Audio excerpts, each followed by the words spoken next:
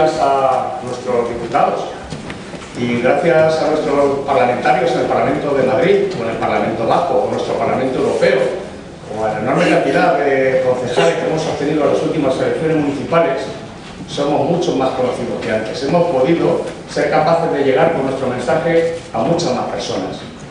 Eso, y lo valiente de nuestras propuestas, y la calidad de nuestros candidatos, aunque esté mal decirlo, por mí mismo, no vais a perdonar, creo que es lo que nos va a proporcionar el éxito. Creo que además, como somos militantes de la política de lo posible, porque lo contrario no sería aplicar el sentido común, y cuando no se aplica el sentido común lo que sucede es que la administración se pone de frente al ciudadano, cuando la administración lo que tiene que estar es para propiciar el interés general del ciudadano, el bien común. Por sentido común, y es que una de las propuestas, lo comentaba Rosa ahora mismo, una de nuestras principales propuestas es la transparencia de las administraciones. ¿Y qué es lo que queremos decir cuando pedimos transparencia de las administraciones? Pues queremos decir no solamente que deje de existir esa opacidad que puede permitir y que permite, como sabemos aquí muy bien en Andalucía, pues nepotismos y arbitrariedades permanentes en la adjudicación de dinero público, sino que queremos que haya transparencia para que cualquier ciudadano desde su casa, desde su ordenador, pueda consultar cualquier asunto que quiera las administraciones, pueda ver, por ejemplo, a quién, cómo, por cuánto y cuándo y cómo se le concede una subvención, y que, porque además si nosotros tenemos acceso a esa información también la tendría la prensa y no tendríamos que estar esperando 8 años para sonrojarnos cada mañana leyendo los periódicos, escuchando la prensa o viendo la televisión.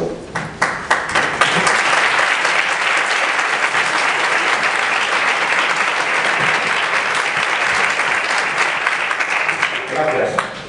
Creemos que propiciar el interés general pasa, pues, como cualquier familia que pasa por una situación complicada, ¿qué es lo que hace? Pues lo que hace es determinar qué es lo que es necesario, qué es lo que es imprescindible y qué es lo que es superfluo, y eliminar lo superfluo. ¿Y qué es lo superfluo? Bueno, pues tenemos un montón de duplicidades administrativas, tenemos un montón de empresas públicas, de organismos, de agencias, de observatorios, que son caros, que son ineficientes y que son innecesarios, y que son muy costosos. Creemos que hay que propiciar una unificación de municipios, y porque todo el mundo conozca algunos datos, pues sucede que en Francia, 65 millones de habitantes, 1000 municipios. España, 42 millones de habitantes, más de 8000 municipios. Aquí mismo, en Andalucía, tenemos más de 700 municipios que en el 80% de los casos ni siquiera llegan a 5000 habitantes. A poquito que uno puede echar una cuenta, imagínense ustedes lo que significaría en España dividir entre 8 los gastos que corresponden al número de alcaldes, al número de concejales, al número de asesores, al número de coches públicos, y ese dinero, todo ese dinero que podemos ahorrar con esos gastos superfluos, junto con el dinero que podríamos propiciar tan pronto como seamos capaces de impulsar una auténtica reforma financiera que de verdad ponga el dinero en la calle para que llegue a la familia, para que llegue al pequeño y mediano empresario, para que llegue al emprendedor. Todo ese dinero lo podríamos emplear verdaderamente en propiciar una mejora en la economía y una mejora en el empleo. Un desempleo, una lacra que ya afecta a más de 3 millones de ciudadanos en Andalucía, más de 100.000 personas en Granada, y que hoy en día ya hay más de 40.000 familias en Granada que no tienen ningún ingreso. Y es que cada vez que hay una crisis siempre pagamos los mismos. Siempre pagamos los mismos. Tenemos que con ese dinero también impulsar unas infraestructuras que son necesarias para la provincia, unas infraestructuras que son rentables, que es por donde tenemos que encaminarnos. Infraestructuras, pues, como terminar la canalización de la presa de Rules. Yo creo que para saber no hay nada como preguntar, y cuando preguntamos a nuestros ciudadanos, que es de los que estamos cerca y estamos al lado permanentemente, pues nos cuentan sus problemas, nos cuentan sus soluciones, y nosotros las integramos en nuestro programa. Por eso pedimos que se cierre la A7, que nos deja en un paréntesis tercermundista respecto de una autovía que viene de Italia y que acaba en Portugal, o que se hagan esas canalizaciones de Rules, que después de tener acabadas 2 presas, después de obligar a nuestros agricultores a que modernicen su sistema sus campos con sistemas informáticos que regulen la temperatura y que regulen la humedad, resulta que el agua no llega. No llega el agua y se tienen que gastar 2.600 millones de euros simplemente en bombear el agua hasta 400 metros. Pero bueno, ¿dónde está el sentido común? ¿Dónde está el sentido común? ¿Qué es lo que sucede por no aplicar el sentido común? Porque hay muchos que tienen que cerrar, tienen que abandonar sus plantaciones, tienen que abandonar porque es imposible sacarle rentabilidad, imposible. Tenemos que acabar las obras de un metro que nos tienen 3 años en Granada acogotados, y si las ciudades deben de ser amables para los ciudadanos que viven en ellas y deben de ser amables para quienes nos visitan, pues unas obras que duran 3 metros y que constituyen, bueno, una aventura a veces cruzar de un lado a la calle, que han costado cerrar sus oficinas o sus comercios a un montón de personas en las calles principales de Granada. Esas obras hay que terminarlas inmediatamente, soterradas o sin soterrar, como sea. Tenemos que acabar tenemos que acabar no solamente el metro, sino también propiciar que el AVE, que lo necesita tanto Granada para impulsar su sector turístico, acabe dentro de la ciudad, porque si no sería una obra inútil. Tenemos que propiciar que se mejoren las carreteras, que se mejore la señalización. Yo comentaba el otro día que parece mentira que después de 30 años en Granada, una ciudad que simbólicamente está representada por la Alhambra y por Sierra Nevada, que lo conoce todo el mundo, hayan sido incapaces de unirlo con una costa tropical que podría proporcionarnos una inmensa mejora en nuestros ingresos turísticos, porque lo que tenemos que hacer es impulsar los auténticos motores reales de la economía en Granada. Tenemos que impulsar el turismo, tenemos que impulsar el sector agropecuario, tenemos que impulsar el sector servicios, y todo eso forma parte de la política de lo posible, forma parte del sentido común. Yo creo que nuestro partido no solamente es un partido de valientes, creo que cada día también son más los ciudadanos que, como a nosotros no les gusta lo que hay, no queremos lo que hay, ni queremos un país en el que las minorías estén condicionando permanentemente a las mayorías. Esas minorías nacionalistas que, con su eterno y de lo mío que, han llevado el país a la situación en la que estamos de una forma importante. Creo que ha llegado el momento de cambiar las cosas, de aplicar el sentido común. Hoy entra la primavera, aunque haga un poquito de frío. Hoy ha entrado la primavera. Pero el día 25 pues va a entrar una nueva primavera en Andalucía. Va a entrar una primavera en la política en Andalucía. Una primavera que vamos a propiciar una serie de parlamentarios que estaremos ahí permanentemente sin aceptar ninguna consejería.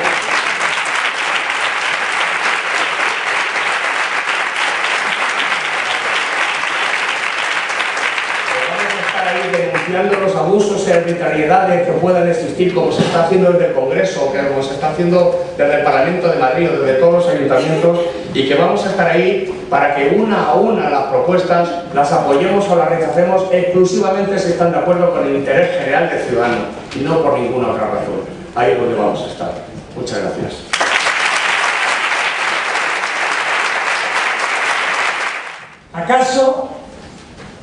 ¿Acaso no sería un magnífico diputado Fernando Marino? ¿Acaso no sería un magnífico diputado? ¿Qué le voy a contestar? Usted va a ser un magnífico diputado. Seguro que vamos a ser compañeros de viaje en esta etapa que iniciamos la próxima semana, y seguro que vamos a trabajar por todos ustedes. Vamos a trabajar por 8,5 millones de ciudadanos andaluces, porque nosotros los vamos a representar a todos, esa es nuestra aspiración. Nosotros ya vamos teniendo presencia, por fin, estamos alcanzando la madurez, hemos alcanzado la madurez, nos tenemos a todos descolocados, no se imaginan las experiencias que vamos teniendo en el día a día, en los debates, en las entrevistas, hablando con los periodistas, hablando con los ciudadanos, no se imaginan. Es que la gente, hasta las cámaras ayer en la televisión, en la televisión pública, mientras me entrevistaban, decían, les gustaba el mensaje. Porque les gusta el mensaje de lo que nos une. Un mensaje que encarna este partido exclusivamente. Porque antes decía Fernando, no nos gusta lo que nos sale. ¿Y qué es lo que hay? Vamos a pensar. ¿Qué es lo que hay? Un bipartidismo instalado, arcaico, inmóvil, que defiende sus estructuras, que no defiende a los ciudadanos, que no quiere mayor representatividad, mayor proporcionalidad en lo que los ciudadanos deciden en las urnas porque no les interesa, que no quieren cambiar las cosas, no se engañen, no quieren cambiar las cosas, porque son los primeros perjudicados. Por eso decimos que los tenemos descolocados, porque nosotros no venimos a colocar a nadie, y eso, a eso ellos no están acostumbrados. Yo quería utilizar este turno de palabra para reflexionar en alto sobre la democracia. Más que para pedirles el voto, porque no hace falta. Estamos en un acto político y la gente que ha venido, pues ha venido porque tiene interés en escuchar hablar de política. Y luego la decisión de votar a uno u otro es su libre albedrío, hará lo que tenga que hacer, lo que quiera hacer y punto. Yo quería